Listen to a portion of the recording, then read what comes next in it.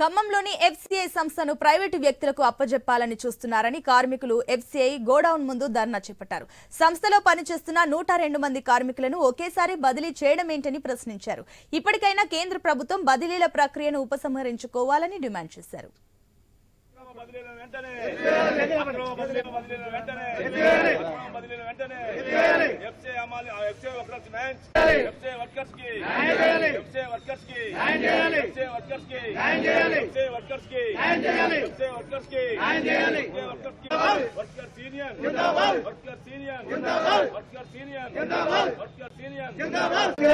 అక్రమ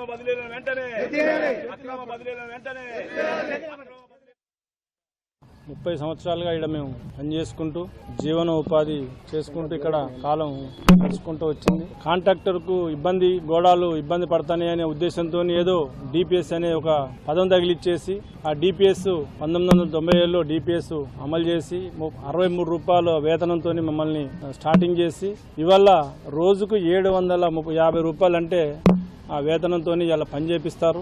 అయినా ఈ రోజు వరకు రేత్రి నైట్ 10 అయినా 11 అయినా 12 అయినా రేత్రి 4 అయినా సరే వ్యాగిన్ వస్తే డీసీ పడకుండా మేము పనిచేసుకుంటూ ఈ రోజు వరకు కార్పొరేషన్లో పనిచేసుకుంటూ కార్పొరేషన్ కాపాడుకుంటూ కార్పొరేషన్లో మేము బతుక్కుంటూ వచ్చాం. ట్రాన్స్ఫర్లనే తీసుకొచ్చేసి ఇంతకుముందు ఎవరన్నా ఇబ్బంది